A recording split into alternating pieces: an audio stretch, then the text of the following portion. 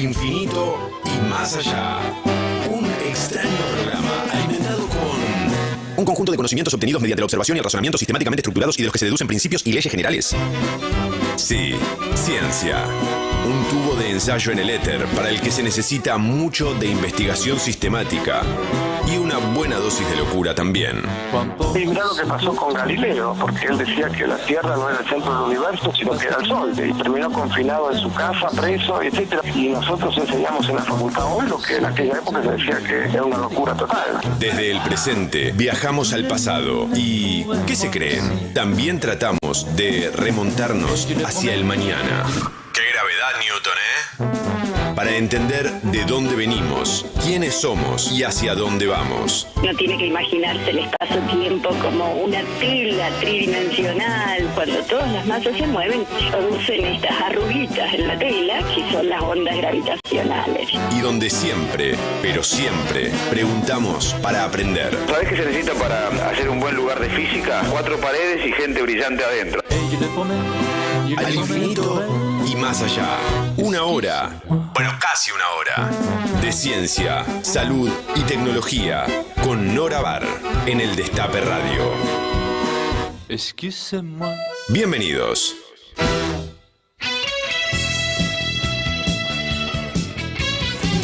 Amigos, ¿cómo están? Buenas tardes. Fin de este hermoso día en Buenos Aires y ya estamos entrando en el fin de semana. La verdad, una semana turbulenta por demás, despidos en el Ministerio de Salud, el anuncio de que el país dejaría la Organización Mundial de la Salud, algo que creo que nadie en su sano juicio considera ni factible ni conveniente. Desvincularse de las redes de conocimiento, las bases de datos, los acuerdos y consensos de especialistas del mundo, estar aislados, no saber qué gérmenes circulan, qué variantes de gérmenes circulan, es realmente algo difícil de concebir. Y de hecho, todos los especialistas y sanitaristas del país, fueran del espacio político que fueren, todos salieron a manifestar que estaban absolutamente en contra de esta decisión. Según dicen los constitucionalistas, es algo que no se puede decidir así como así, va a tener que pasar por el Parlamento y en principio se estima que no le darían el aval a esta decisión tomada entre gallos y medianoche de un día para el otro. Parecería siguiendo las decisiones del presidente Trump en los Estados Unidos, que sin embargo hoy dijo que iban a ver si seguían o no seguían en la Organización Mundial de la Salud. Realmente estamos en un escenario que desafía nuestra racionalidad más básica. Pero bueno, esto es así. Tenemos también los despidos en el Ministerio de Salud en 2 áreas fundamentales y críticas para la salud pública. Enfermedades inmunoprevenibles, VIH, infecciones de transmisión sexual, tuberculosis, sífilis y hepatitis. 2 áreas fundamentales en un momento en que, por la baja vacunación, por la falta de conciencia sobre el peligro del VIH, porque justamente ahora hay tratamientos muy seguros y accesibles para que las personas se mantengan sanas y tengan una expectativa de vida igual que aquellos que no tienen el virus, que no viven con el virus. Está volviendo a recrudecer y va a volver a recrudecer si no se hace el monitoreo, no se hacen campañas proactivas. Hay entre un 13 y un 20% de las personas que viven con VIH que no lo saben porque no se lo diagnosticaron. Hay un test muy accesible para hacerlo, muy fácil, pero bueno, todavía queda una porción de personas que no están accediendo al tratamiento. Y lo mismo las enfermedades de transmisión sexual como la sífilis está retornando, aunque pareciera una enfermedad de otro siglo. Bueno, sí, era de otro siglo, pero está volviendo a crecer. Y lo más preocupante, en bebés que la adquieren de sus madres durante la gestación.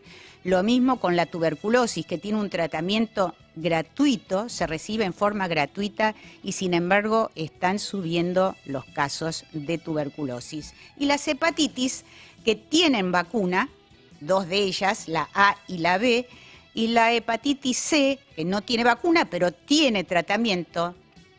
Cuando se presentó el tratamiento actual, también mucho más accesible que el que se usaba hace unos años, tenía un precio astronómico.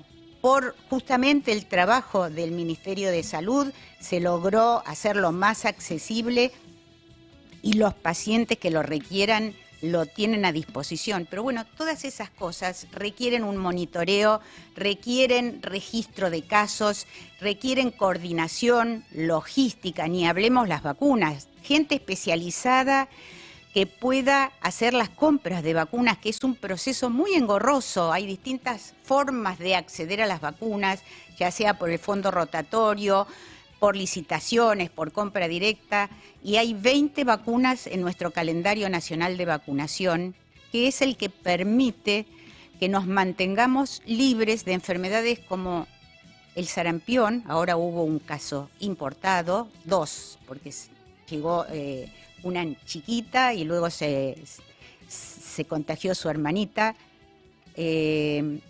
sarampión, rubiola, y una cantidad. Ahora se aprobó, por ejemplo, la vacuna contra el virus sincicial respiratoria, que es importantísima en chiquitos, muy chiquitos, y también en embarazadas. Bueno, todo eso lo controlaba las 2 secciones del Ministerio de Salud de la Nación, que fueron devastadas. Se echó al 30 y al 40% de la dotación. O sea que las personas que quedan en estas jurisdicciones, en estas direcciones, no solo están desoladas por el drama humano de las personas que fueron despedidas, sino que están desesperadas porque ven que no van a estar en capacidad de dar respuesta a las exigencias que van a tener que cumplir. Realmente una situación muy desesperante en la que va a ser más cierto que nunca ese dicho popular que dice: lo barato sale caro. Por cortar un puñado de sueldos que tampoco eran astronómicos ni mucho menos, vamos a ponernos en riesgo toda la población, no solamente las personas que en este momento padecen estas enfermedades, sino que justamente como son transmisibles, crece el riesgo para todos los demás.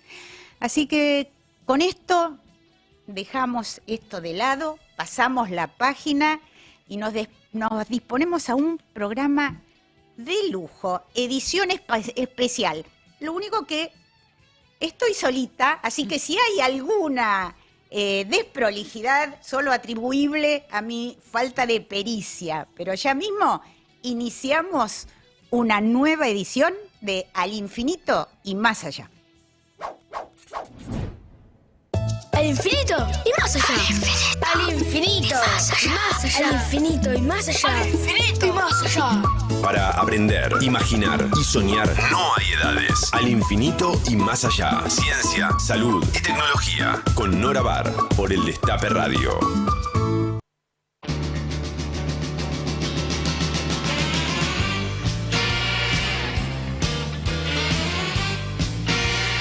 Aquí en Al Infinito y Más Allá les paso las vías de comunicación porque nos encanta recibir sus mensajes.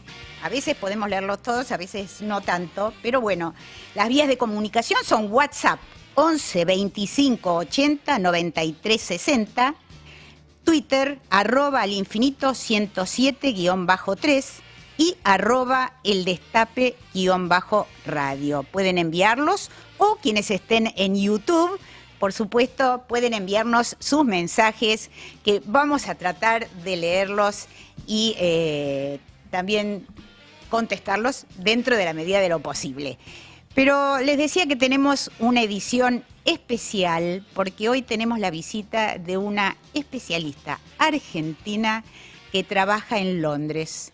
Vino por unos días a Buenos Aires y nosotros inmediatamente le pedimos que viniera a visitarnos porque es no solo una investigadora de gran nivel, de enorme prestigio, no solo en Londres, donde vive, sino en el mundo, y ya van a ver por qué se los digo, sino que formada en universidades argentinas, en Universidad Pública Argentina, se ocupa de uno de los temas del momento, que es la economía de la ciencia, la tecnología y la innovación, y en particular la inteligencia artificial y las mega empresas que están dominando el mundo. Un puñado de mega millonarios que están incidiendo ya no solo en la economía mundial, sino en la política mundial.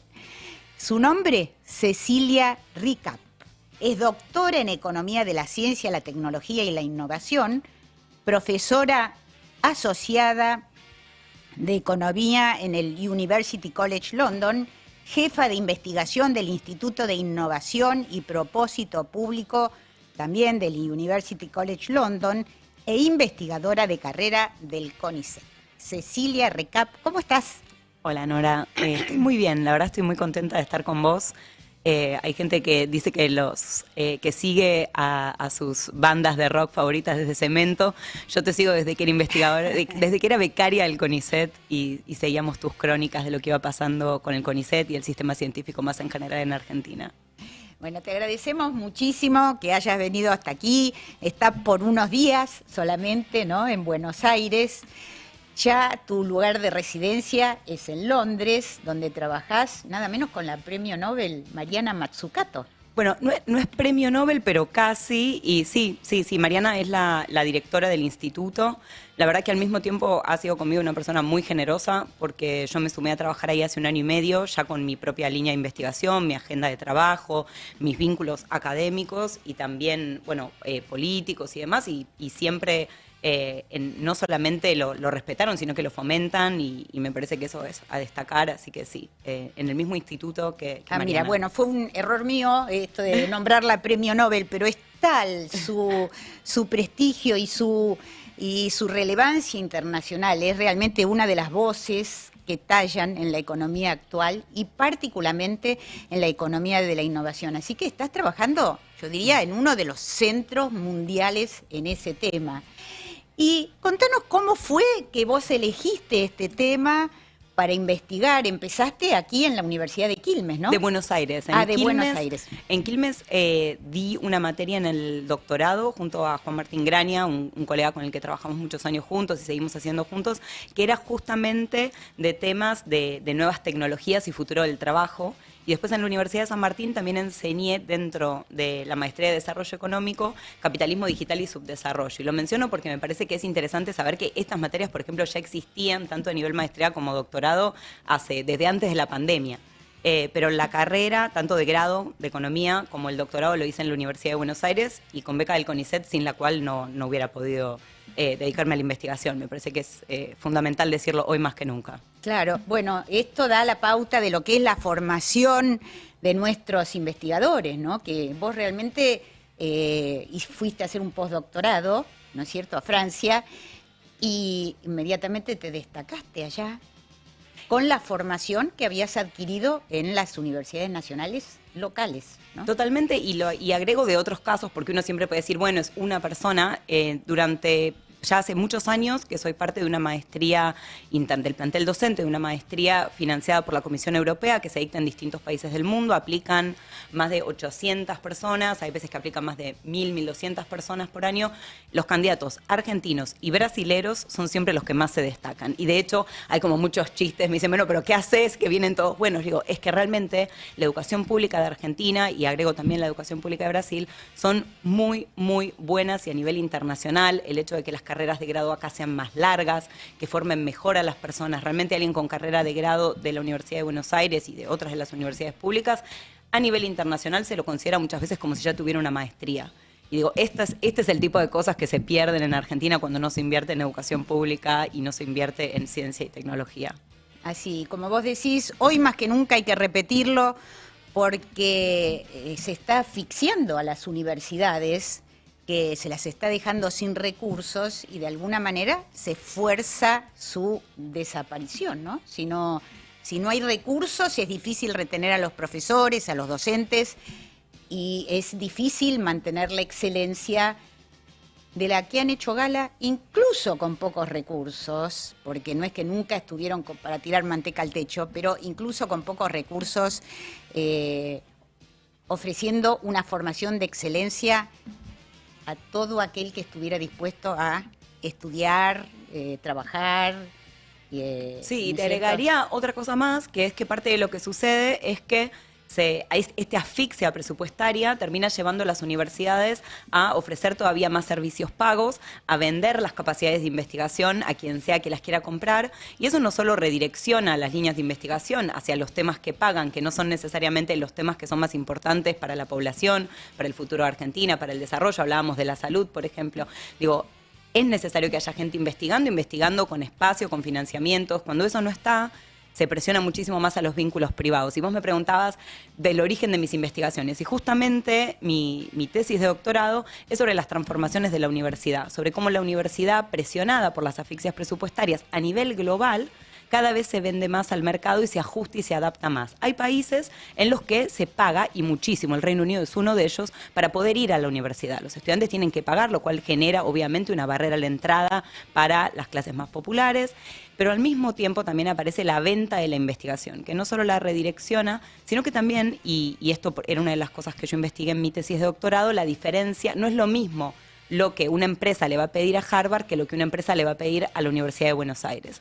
Y en la investigación de mi doctorado, una de las cosas que yo identificaba es que la enorme mayoría de lo que se le pide a la Universidad de Buenos Aires, y más en general a las universidades en Argentina, son tareas rutinarias, para las que los investigadores están sobrecalificados. Entonces, en vez de estar, uno dice, no, bueno, la vinculación con la empresa va a generar nuevo progreso tecnológico, nuevas tecnologías. La verdad es que termina generando muchas veces servicios que son mal pagos, que en parte los paga la propia universidad porque se pueden vender más baratos, porque la universidad o el Estado termina pagando la luz, termina pagando parte del salario de los investigadores, entonces termina siendo mano de obra barata para tareas que ni siquiera generan un cambio tecnológico. Cuando lo generan, lo que sucede es un proceso que también en la tesis lo marcaba, que es de apropiación, y a veces apropiación ciega del conocimiento, porque quienes sí capturan los conocimientos de frontera, que con mucha resiliencia, con poco financiamiento, pero con muchas capacidades y voluntad colectiva y política de trabajo se sigue haciendo en Argentina, suelen ser empresas extranjeras. Entonces hay un proceso donde invertimos como país públicamente en ciencia y tecnología, pero después y se le achaca mucho a la universidad que no contribuye al país. La universidad contribuye muchísimo, de muchísimas formas, entre otras formando a gente que es capaz de pensar de manera crítica, independiente en lo que sea que haga, pero también contribuye con investigación de frontera, solamente que no vemos quiénes son los que se benefician. Entonces, en la tesis un poco identificaba parte de esos trazos, de esos caminos invisibles. Y a partir de ahí después fui invirtiendo a enfocarme en quiénes son los que se apropian el conocimiento y cómo esos que se apropian el conocimiento dictan las agendas de investigación. Qué interesante lo que comentás, porque uno escucha tantas veces las mismas muletillas, ¿no? Esto de la innovación, que las universidades no innovan, que le faltan vínculos con las empresas privadas. Pero bueno, después hay que leer la letra chica, ¿no? ¿Sirve, no sirve? ¿Le sirve a la universidad? ¿No le sirve? Le sirve al país, además, porque digo, no es solo si yo tengo ganas de hacer tal o cual investigación con tal o cual actor de la economía. Es también si le sirve al país. Lo que no tenemos que perder de vista es que cuando pensamos en innovación como algo positivo, es porque estamos pensando en solucionar parte de los problemas que tiene la gente. Estamos pensando también en qué podemos hacer para que disfrutemos más, vivamos con más placer. No es solo que la ciencia resuelve cosas malas, también puede hacer que nuestra vida sea mejor y más feliz. Pero para eso hacen falta, para empezar, financiamiento, pero también hace falta espacios de debate colectivos sobre cuál es la agenda de investigación que queremos. Porque si no, las decisiones se están tomando igual, solamente que no somos parte de los que toman las decisiones. Y ahí me parece que queda muy claro, y con los años, aunque en mis primeros años de investigación, mi foco eran las investigaciones sobre salud, ya desde 2017 empecé a trabajar sobre grandes empresas de tecnología digital, empezando con Apple, después con Amazon, y de ahí fui mirándolas a todas, tanto las de Estados Unidos como China, y cómo van ellas marcando cuáles son los temas de investigación, cuáles son los temas de frontera, y cómo eso incluso impacta en un país como la Argentina, que parecería que está tan lejos de esos centros de poder, pero que también lo impacta. Claro. Y me impresionó eso que comentaste de que ya antes de la pandemia se hablaba de la economía digital y de la influencia que iba a tener esto en el mundo, porque la economía digital la manejan un puñadito de empresas, ¿no? Totalmente. Mira, voy a contar algo capaz muy técnico, voy a tratar de hacerlo lo más simple posible. Antes de la pandemia, de hecho, uno de los trabajos académicos que publiqué, una de las cosas que hicimos con un coautor fue mirar el contenido de las publicaciones científicas de las grandes empresas de tecnología digital. Es decir, una manera de tener una suerte de ventanita para espiar sobre qué investigan. Digo ventanita porque muchas cosas quedan en secreto, pero una ventana para ver sobre qué están trabajando las grandes empresas es mirar qué publican, porque no solo publicamos los académicos, también las empresas publican artículos académicos científicos en conferencias. Mirando las publicaciones científicas de Amazon, de Microsoft, de Google, de Alibaba, de Tencent, es decir, también empresas chinas, entre 2014 y 2019 ya se veía que la prioridad de investigación era absolutamente la inteligencia artificial, en particular la técnica de Machine Learning, que es la que desde 2012 es la frontera, y dentro de este paraguas que es Machine Learning, Deep Learning, Deep Neural Networks, que son los algoritmos que a medida que se los alimenta con más y más datos, el algoritmo se vuelve mejor. ¿Mejor en qué? En dar predicciones. Es un modelo de estadística avanzada que lo que hace es tratar de anticipar qué es lo que va a venir después. Es lo que sustenta este boom, esta explosión que hubo con los lenguajes generativos, ¿no es cierto? La inteligencia artificial generativa, esa que uno le pide, haceme un dibujo, haceme un cuadro con este tema y te lo hace, o le preguntás, haceme un resumen de tal tema y te lo hace. ¿No? La inteligencia artificial generativa es dentro de este abanico de distintos modelos de Deep Learning o Deep Neural Networks, es un tipo particular. Podemos entrar, si quieres, en los detalles de cómo se entrena, qué es lo que tiene de distinto, pero sigue siendo un método el que se utiliza para entrenar al modelo, que consume un montón de datos, consume capacidad de procesamiento. Y otra cosa que para señalar es cuando no solo miramos los contenidos de las publicaciones científicas de estas empresas, sino con quién publicaban. Y les doy un dato, por ejemplo, de un trabajo que hicimos, que publicamos después, más adelante, que vimos que entre el 2012 y el 2021... del total de publicaciones científicas de Microsoft, el 88% tenían coautores que no eran Microsoft. ¿Qué significa eso? Que trabajan con otras organizaciones, y no solo con empresas, trabajan con universidades de todo el mundo, trabajan con organismos públicos de investigación. Es decir, que cuando están produciendo el conocimiento, no lo hacen solas. Esa innovación que después se llenan de plata porque la capturan y se la apropian, no solo proviene de apropiarse los datos de todo el mundo en sus plataformas, sino también de apropiarse de conocimiento científico que se produce colectivamente en redes masivas. ¿Y por qué digo apropiárselo? Porque una cosa que vengo haciendo hace tiempo con distintas empresas, también con las farmacéuticas y con otras grandes empresas como Siemens, por ejemplo, es comparar el porcentaje de copublicaciones científicas que están en coautoría con otros, con el porcentaje de patentes que son propiedad no solo de cada empresa, sino también de otros. Y vuelvo a la comparación de Microsoft, 88% de las publicaciones científicas en coautoría con otras organizaciones, 1% de las patentes con otra entidad que no fuera Microsoft como copropietaria. Es decir, impresionante. Sí. Impresionante. O sea, se puede utilizar el término apropiar. Completamente. Es una práctica predatoria, porque realmente el conocimiento se produce en redes globales, internacionales. Obviamente hay algunas universidades que participan más, otras menos, pero digo, hay incluso publicaciones científicas cuando registramos toda la lista de universidades de la Argentina, de universidades de Brasil, digo, también de América Latina, y lo que pasa después es estas pocas empresas apropiando ese conocimiento y capturando más valor de los distintos mercados y volviéndose cada vez más gigantes y dándole más plata a sus accionistas, incluidos sus fundadores. Claro. Te voy a hacer una pregunta, pero sí, claro, para que la dejemos ahí picando y hacemos una mínima pausa para leer las noticias, 3 noticias de la semana, y después seguimos charlando sobre... Los dejamos con la intriga y para que sigan acompañándonos en este viaje al infinito. Realmente estamos yendo a la frontera de la ciencia, de la economía, la tecnología actual. Se habla mucho de innovación, que los científicos tienen que ser innovadores, que es importante que el país sea innovador y que hay que promover las empresas innovadoras, algo con lo que nadie puede estar en desacuerdo, ¿no es cierto? Pero ¿hasta qué punto en este panorama tan fuertemente influido por empresas impresionantemente grandes y que dominan todo el volumen de datos como vos decías, de innovación, porque incluso ellos se apropian de la creatividad, la innovación de otras instituciones? ¿Hasta qué punto se puede crecer en un panorama tan dominado por un puñadito de empresas? Pero le dejamos un segundo y vamos a las noticias de esta semana. Extra, extra. Lo más destacado de la semana en ciencia, salud y tecnología. Sin fake news ni metaverso, ¿eh? Ahora, noticias al infinito y más allá.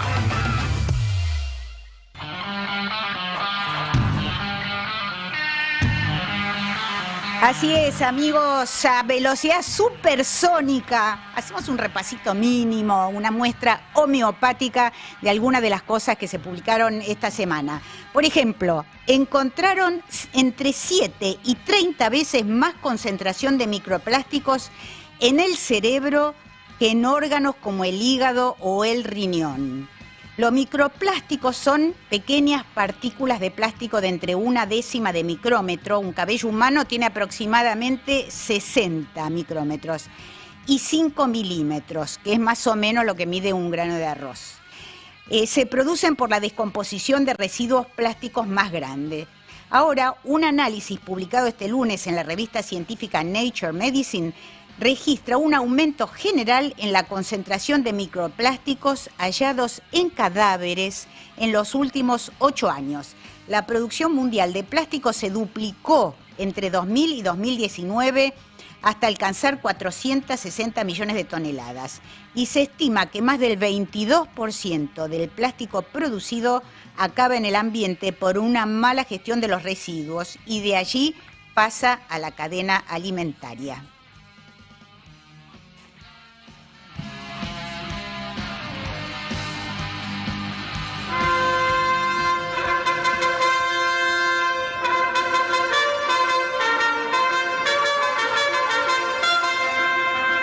¿Sabías que...?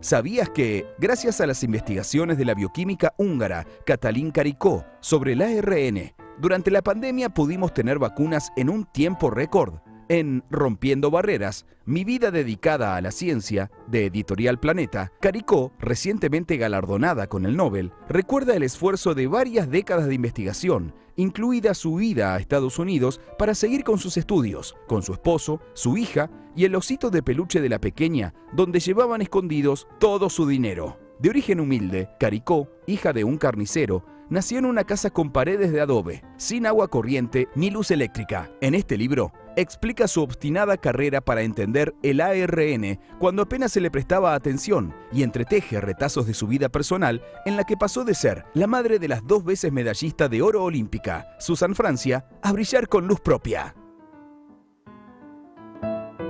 No te vayas, ya seguimos disparados al infinito y más allá.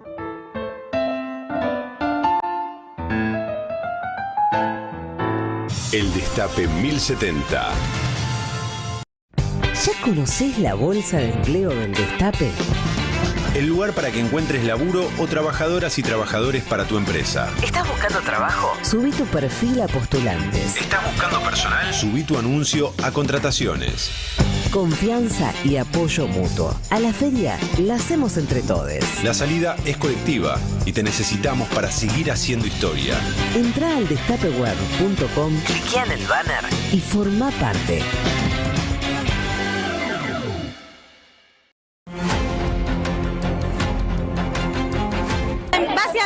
paro, despidos y además abandono estatal. Esta es alguna de las cuestiones que vinieron a plantear hoy los trabajadores del Hospital Laura Bonaparte. Estuvieron acompañados de organizaciones y diferentes espacios políticos en un grito unívoco: salvar al hospital público. Mi nombre es Camila, soy trabajadora social de consultorios externos de acá del Hospital Laura Bonaparte y fui una de las notificadas el miércoles pasado del cese de su servicio y actividad. Mi nombre es Analía, soy trabajadora social de la internación del hospital y también una de las 200 despedidos que hubo el miércoles pasado. La consecuencia de los 200 despidos implica un 40% de reducción de la planta del hospital, entre administrativos, mantenimiento, equipos profesionales, farmacia y demás, ¿no? Y te podría decir que hoy en día no hay ningún servicio que pueda funcionar como venía funcionando antes de los 200 despidos, porque todos fueron desguazados.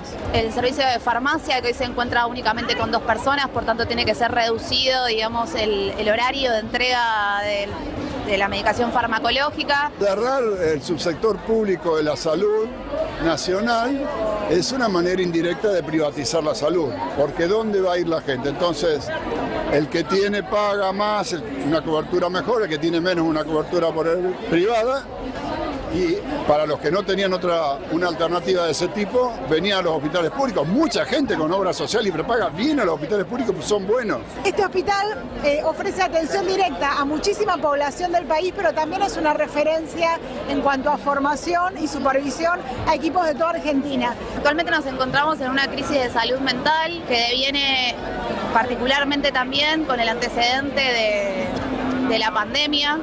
Acá se atiende todo tipo de situaciones o de patologías, digamos, desde ataques de ansiedad hasta intentos de suicidio, tasa que viene en aumento ya hace 3 años y que hoy justamente salieron los datos de que nuevamente ha aumentado. Ustedes piensen que en salud mental lo central es el recurso humano. Podemos usar medicación si se necesita, por el tiempo que sea necesario, pero el recurso humano es casi la tecnología central con el que se generan las prácticas de cuidado de atención. El abandono o retirarse en los cuidados de salud mental para la población produce daños y efectos que no siempre después son posibles de revertir. Quien deja de tener atención acá, es muy difícil que pueda tenerla o en su municipio o en la ciudad o en la zona en la que viva, porque realmente todos los efectores de salud están colapsados o al borde del colapso. Actualmente el hospital no puede funcionar con los 200 puestos laborales menos y volvemos a compartir y pedirles acompañamiento porque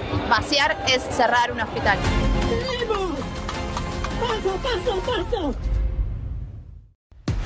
Cada mediodía, Adrián Murano te muestra un mundo cortado por la misma tijera. Verdades afiladas, lunes a viernes, de 12 a 14 horas, por El Destape. El Destape 1070. Estás escuchando Al Infinito y Más Allá. Ciencia, salud y tecnología. Al Infinito y Más Allá. Con Nora Bar.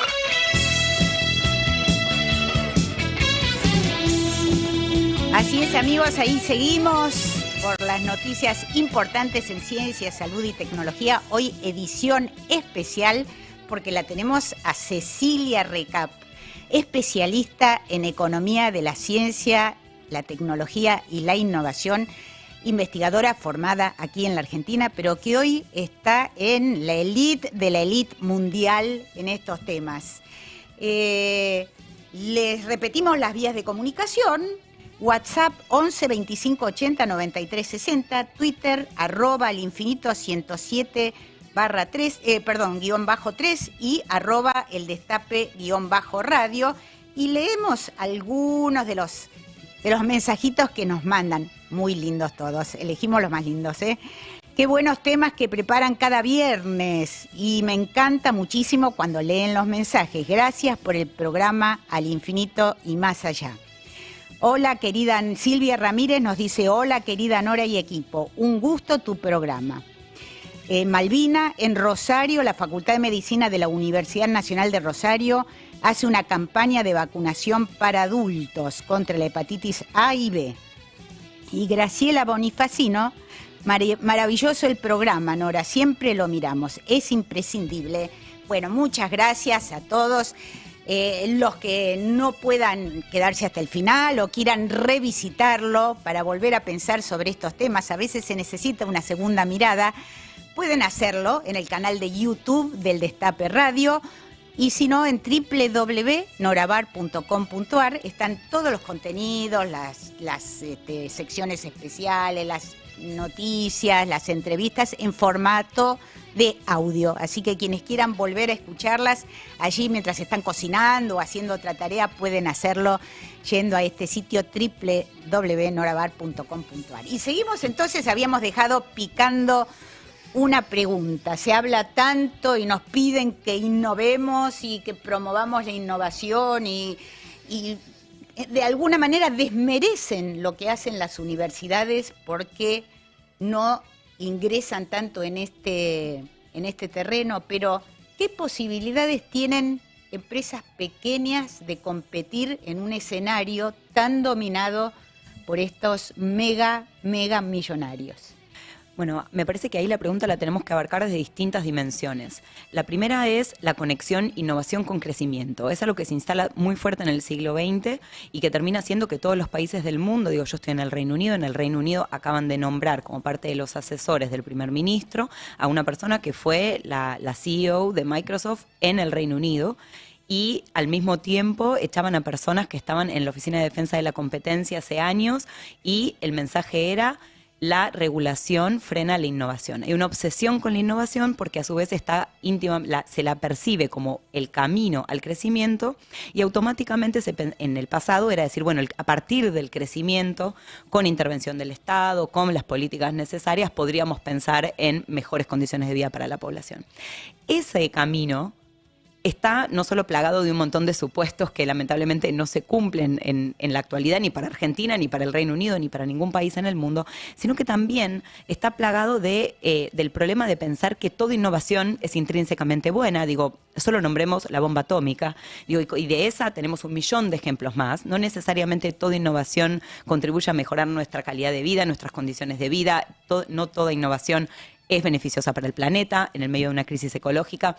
Pensar qué conocimiento queremos, qué innovación queremos, para qué y para quién es fundamental si nos preguntamos por el desarrollo. Y no tenemos que transformar al crecimiento en un fin en sí mismo, que es lo que termina pasando no solo en países como Argentina, sino en general, sino que es importante además, que retomemos. No es ilimitado, ¿no? No, por supuesto. El planeta es uno solo, entonces no se podría seguir creciendo y consumiendo cada vez más y más recursos. Absolutamente, y digo, y lo vemos con los incendios en Bolsón y en Epuyén, lo vemos con los desastres climáticos a lo largo y ancho del mundo.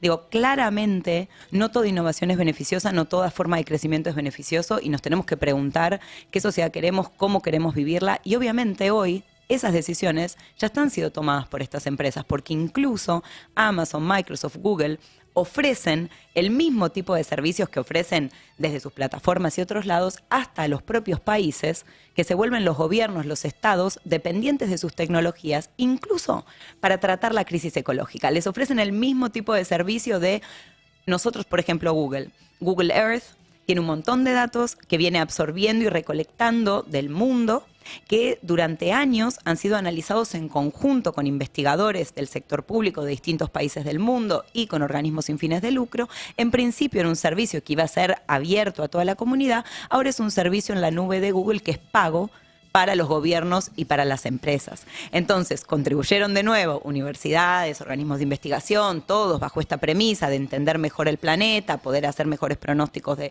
qué es lo que va a pasar con el clima en el futuro, qué es lo que va a pasar con las distintas variables ecológicas.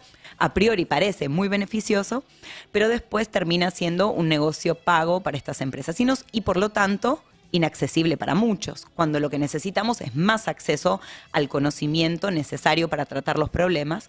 Y no solo eso, necesitamos también tener injerencia sobre qué conocimiento, porque mientras estas empresas venden más y más de sus servicios digitales, nos imprimen su misma presión de consumir más y más. Y en esa presión de consumir más y más, no solo pagamos una boleta más alta de servicios digitales a nivel de Estado cuando contratan sus servicios o las empresas cuando los contratan en la nube, sino que también consumimos más energía, más agua, porque en los centros de datos lo que hay, ante todo, es infinito consumo de energía y de agua. Y esto es importante decirlo porque el presidente Milei piensa que va a transformar a Argentina en un hub de inteligencia artificial, invitando a estas empresas, rogándole a estas empresas, a que instalen centros de datos en la Patagonia. Es decir, para poner todavía más presión ecológica en el país, todavía poner más presión en términos de suministro de energía y de agua potable a la población. Sin mirar, por ejemplo, en Irlanda, incluso en las afueras de Londres, hay casos ya analizados y estudiados de cómo termina siendo perjudicial para la gente que vive alrededor de los centros de datos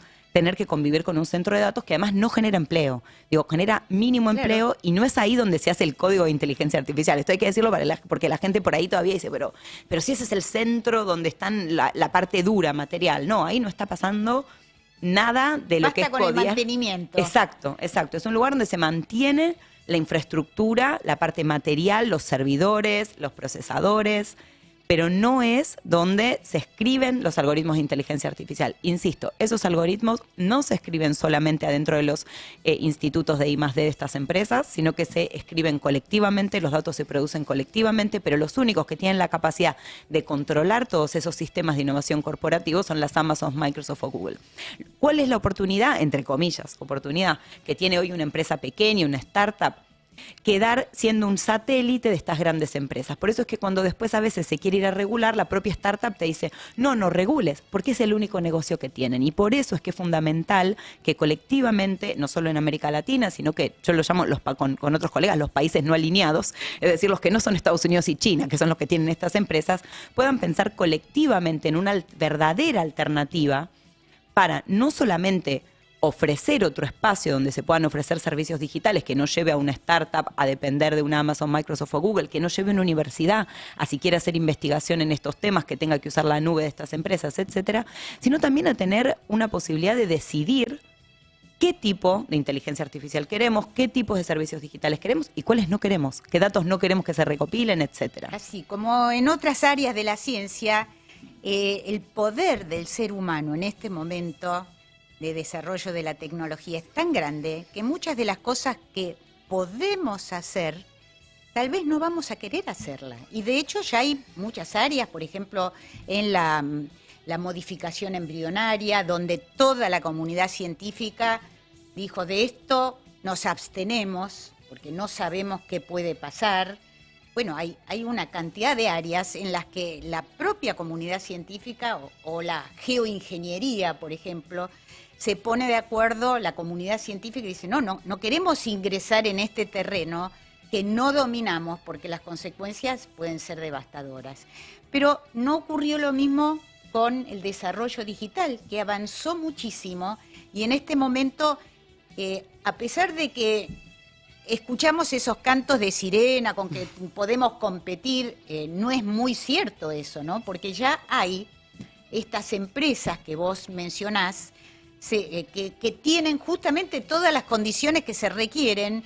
No basta con decir tengo la gran idea, tengo un grupo de profesionales que son de excelencia para poder competir en este terreno, ¿no? Completamente no. Cuando tenés ese grupo de profesionales y montás una empresa startup, lo que termina pasando eventualmente es que la arquitectura de software la van a terminar haciendo dentro de la nube. La nube yo siempre digo que es como un supermercado de tecnologías digitales. Lo que sea que uno quiera comprar, desde lo más simple hasta lo más complejo, lo va a conseguir ahí en las nubes. Pero la nube es un mercado sumamente concentrado también. Amazon, Microsoft y Google tienen casi el 70% de este mercado a nivel global. Si no consideramos China, la concentración es todavía mayor, porque en China no ingresan, están Alibaba, Tencent, etcétera, manejando la nube.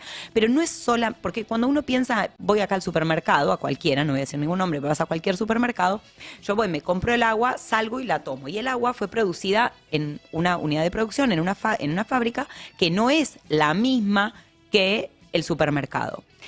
La nube es el único espacio donde los servicios digitales, donde lo que se consume, está al mismo tiempo siendo producido en la nube, se intercambia en la nube y se consume en la nube. Yo me compro un servicio digital y no me puedo ir de ese supermercado para consumirlo. Lo tengo que usar ahí adentro y no tengo acceso al código. Entonces mi capacidad de aprendizaje como usuario y por lo tanto mi capacidad de innovar a partir del uso de tecnología queda minimizada.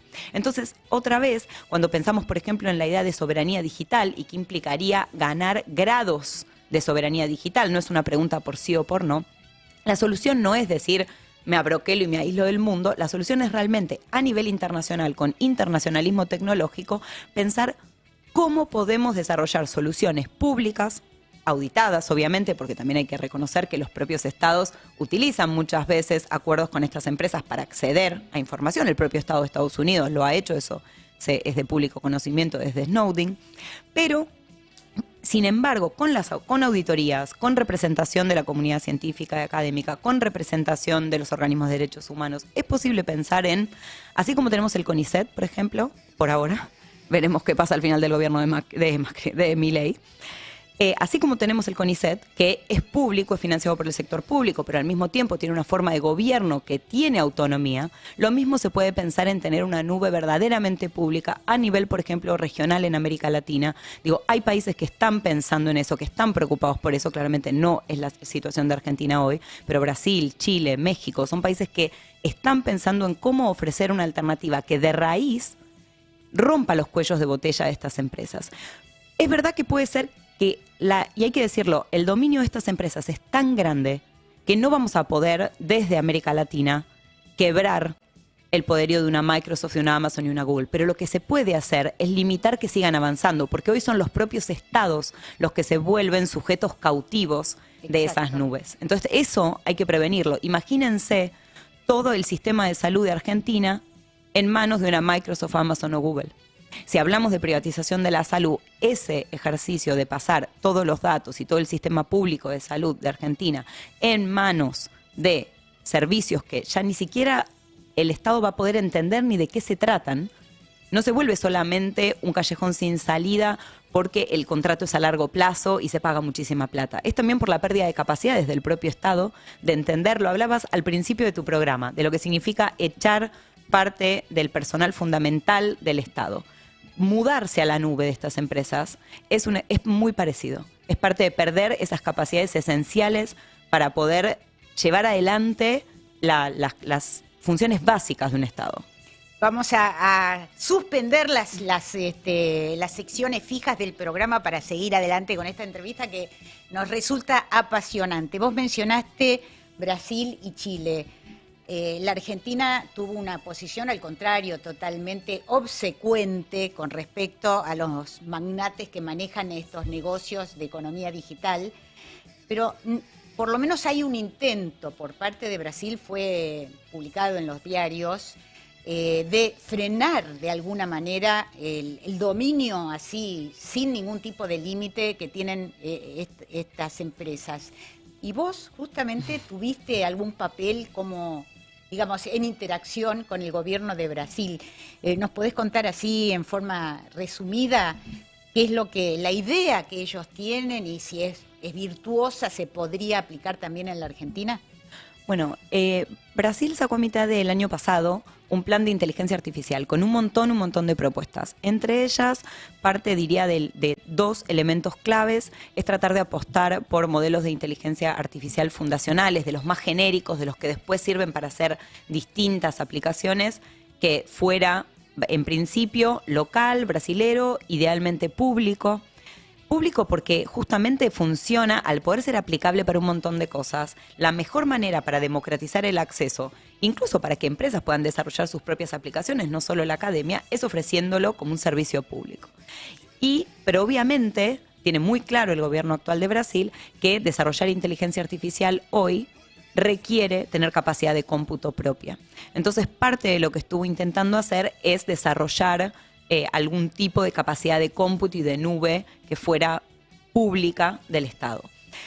En ese proceso recibió muchísimas presiones, en particular de Amazon y Microsoft, y la solución a la que pudo llegar solo es una solución intermedia, donde hay una capa pública que corre encima de las nubes de estas empresas. Y uno podría decir, entonces fracasó. Bueno, voy a decir que es mejor que lo que tiene el Reino Unido, que firmó un acuerdo directo con Microsoft a largo plazo, todo el Estado del Reino Unido adentro de la nube de Microsoft. Con lo cual ya es para ponernos a pensar, porque uno diría, los países europeos van a estar todos muchísimo mejor en esto. No, yo siempre lo digo y se lo dije a parlamentarios europeos en enero, cuando hablé tanto con la socialdemocracia como la izquierda sobre estos temas en distintas oportunidades, que por primera vez en la historia Europa está del lado de los perdedores, Europa está en la periferia del mundo digital.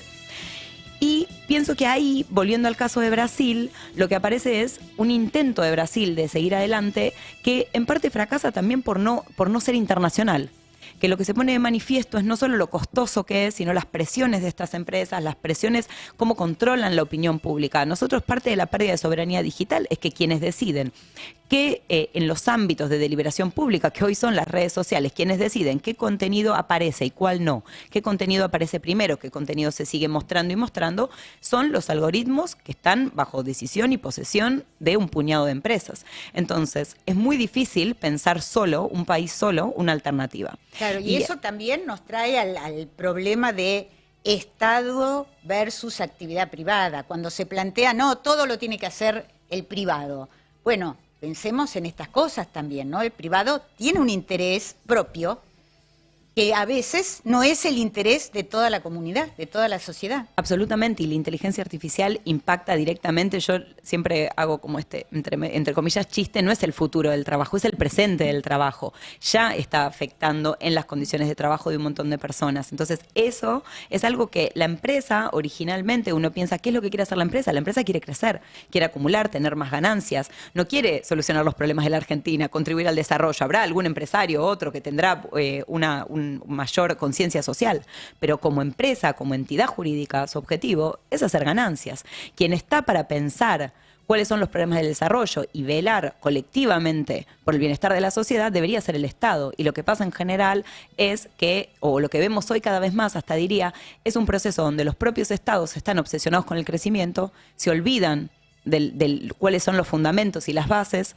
Muchas veces hay muchos estados que están en convivencia con estas empresas y no solamente Milei, que abiertamente va y se saca selfies con los CEOs de estas empresas. Digo, el gobierno de Estados Unidos en sus distintas fases, no solo con Trump, ya ha puesto en los roles de asesores centrales, tanto para la Secretaría de Defensa como en general para el gobierno de Estados Unidos, quienes brindaban asesoría sobre en qué invertir en inteligencia artificial eran los CEOs de estas empresas.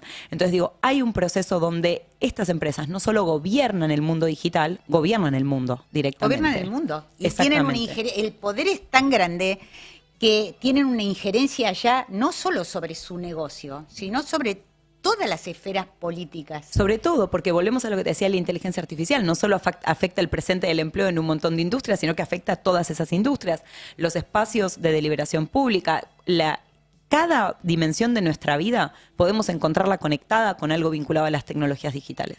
Eso significa que estas empresas van a tener la posibilidad de decidir y tomar decisiones por nosotros. Hay algo que me encanta de mi instituto, es que tenemos como una suerte de eslogan que es que la innovación es política. Y me parece que esto hay que decirlo, porque a veces se cree, no, la producción de conocimiento es neutral. Nunca es neutral. La producción de conocimiento está hecha por humanos, y los humanos yo soy quien soy porque me formé en la Universidad de Buenos Aires, porque milité en la Universidad de Buenos Aires en contra de los salarios ad honorem junto con la gremial docente, porque fui becaria del CONICET, entendí que investigar es trabajar desde muy chica. Digo, todo eso hace a mi formación y a mis preguntas de investigación. De la misma manera que las personas que trabajan investigando para Amazon, Microsoft o Google tienen un bagaje, una trayectoria, y no solo esas personas, sino también quienes les dicen sobre qué investigar. En una entrevista, yo hice para mi libro nuevo más de 100 entrevistas a personas de la industria, de las más grandes empresas del mundo. Un antiguo vicepresidente de la parte de investigación de IBM, cuando yo le preguntaba sobre cómo se organiza la investigación, y aparece mucho esta idea de la serendipia, que caen como maná del cielo las ideas y los conceptos, que a Newton se le cayó una manzana, él me miró como diciendo en el Zoom, como diciendo, ¿pero qué me estás preguntando? La serendipia está planificada. Nosotros tenemos claridad de cuáles son los objetivos, qué conocimiento queremos desarrollar, y por lo tanto contratamos a las personas, ponemos los recursos y dedicamos todo el tiempo y el financiamiento necesario para llegar a donde queremos llegar. Esa mentalidad, que es una mentalidad que parecería ser que debiera ser más propia de los estados, de pensar a dónde queremos llegar con el conocimiento, hoy los que planifican la innovación son estas grandes empresas en sus áreas, pero como sus áreas son fundamentales para todas las demás, están influyendo en cómo se investiga la salud, están influyendo en cómo se descubren nuevos materiales, están influyendo en cómo se investiga sobre ecología. Entonces, ya no es solamente que Amazon, Microsoft, Google, Meta, etcétera, influyen sobre las áreas digitales, influyen sobre los gobiernos, influyen sobre la opinión pública, también influyen sobre cómo nos preguntamos cosas, porque cada vez estamos usando más y más la inteligencia artificial para hacer investigación, para hacer arte. Entonces digo, pensemos...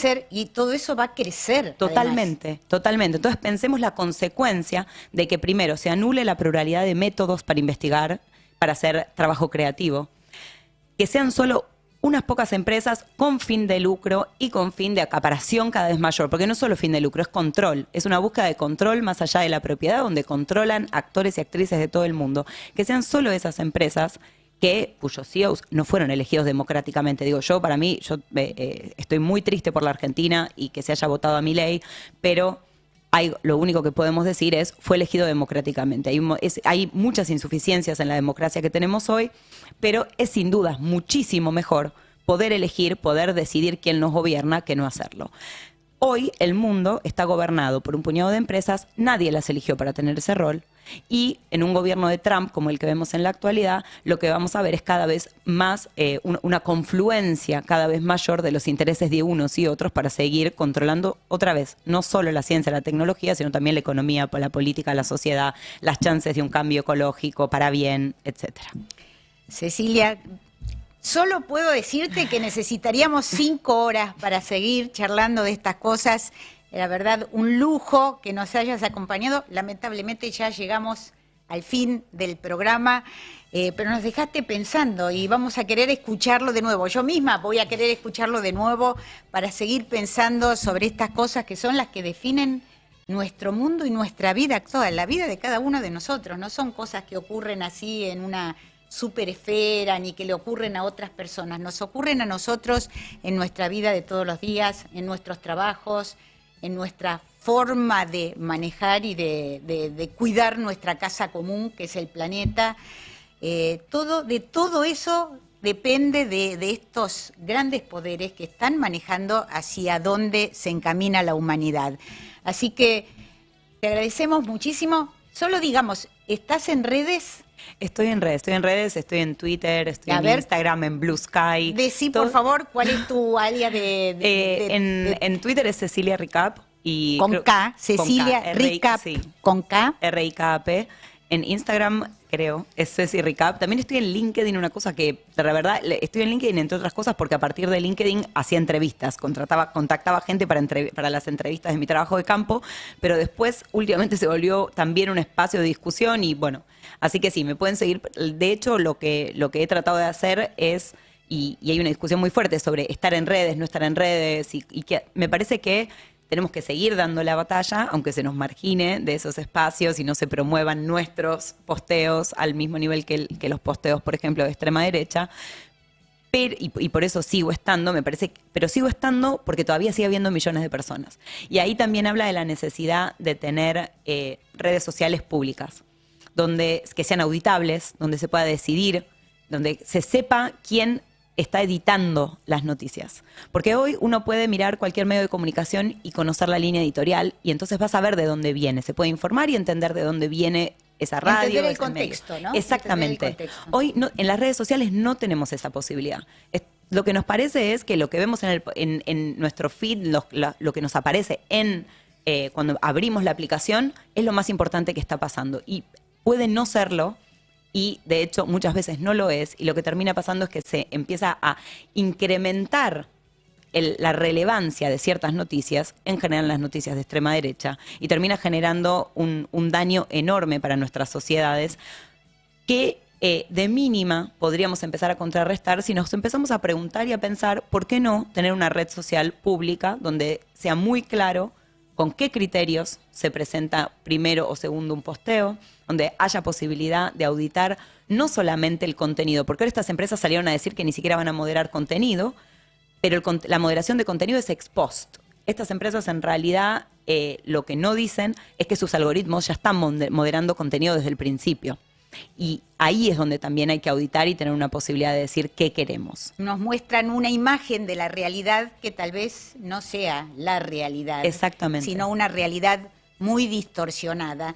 Y quienes no están muy entrenados entran en una confusión que realmente no pueden discriminar qué es verdad, qué no es verdad, no se sabe, y eso es muy, muy dañino para la vida de nuestras sociedades, ¿no? Exacto. Cecilia Ricap, doctora en economía, especialista en ciencia, en economía de la ciencia, la tecnología y la innovación. Un lujazo que nos dimos hoy en Al Infinito y Más Allá. Realmente nos fuimos a la frontera de lo que se está investigando y de los problemas que afligen a nuestras sociedades. Qué importante pensar, quedarse meditando, reflexionando y volver sobre estos temas y desmontar los engranajes que están movilizando y que están organizando nuestra realidad actual. Cecilia, muchísimas gracias. Síganla en Twitter, @CeciliaRicap, RIKAP, para estar al tanto de todo esto que, como decimos, es lo que está determinando nuestro mundo actual. Y nos tenemos que ir porque ya llegamos al final. Muchísimas gracias a nuestro equipo de siempre. La verdad es que estuvo tan interesante que decidimos saltearnos todas las secciones fijas. Muchísimas gracias a nuestra operadora Yeye Estrano, en las cámaras a Marcelo Ojeda, en redes a Federico Pasos, a Eva Ojeda Bar en la producción y a Sebastián Díaz. Le mandamos un gran abrazo y le deseamos un buen regreso porque se tomó unos días de vacaciones y ya está volviendo. Y como siempre decimos, muchísimas gracias, en especial a todos ustedes que nos acompañan viernes a viernes haciendo este sobrevuelo supersónico por las noticias importantes en ciencia, salud y tecnología. Que tengan una excelente semana y nos encontramos el próximo viernes a las 7 en punto para hacer otro vuelo al infinito y más allá. Esto fue Al Infinito y Más Allá. Ciencia, salud y tecnología. Con Nora Bar. Buen día, ¿cómo andan? Bienvenidos.